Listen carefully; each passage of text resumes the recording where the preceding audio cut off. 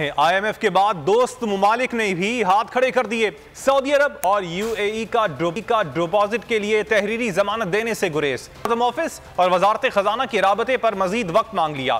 तहरीरी यकीन दहानी के बाद ही IMF के साथ वर्चुअल मुज़ाकरात आगे बढ़ेंगे। तो नजर आ रहा है सामने लिखा हुआ है जुल्म मिटने के लिए दो चीजों से मिटेगा भाई। एक अदल की कुर्सी पे जो लोग बैठते हैं ना, वो अदल के हिसाब से फैसले करने लगे। दूसरा कौम निकल खड़ी उस जुल्म के खिलाफ, तो जुल्म खत्म हो जाएगा। या इन दोनों में से कोई एक चीज हो जाए या दोनों हो जाए।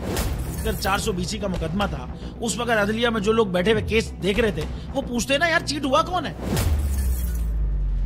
जब उनको दिखता कोई चीट नहीं हुआ, केस खत्म कर देते। तो जालिम जुल्म कर ही नहीं पाता। 9 जजेस ने नोट बिफोर किया मेरे केस को यार, 1.5 साल चला। शख्सी जमानत का केस, सेम केस इस्लामाबाद में कर दिया। एक ही इल्जाम पे 2 केस हो नहीं सकते भाई। मतलब 60 दिन का वक्त होता है। 102 दिन के बाद मैं जीत गया, केस बरी हो गया। 102 दिन के बाद अपील फाइल की, एक्सेप्ट कर ली। नहीं करते ना एक्सेप्ट, खत्म हो जाता ना जुल्म यार। भरी अदालत में मुझे बरी कर दिया, फिर पता नहीं क्या हुआ 2.5 घंटे बाद का नोट बिफोर।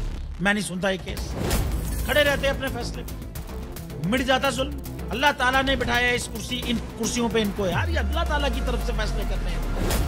तो या तो ये फैसले आएंगे, जुल्म मिट जाएगा, या कौम खड़ी हो जाएगी जुल्म के खिलाफ।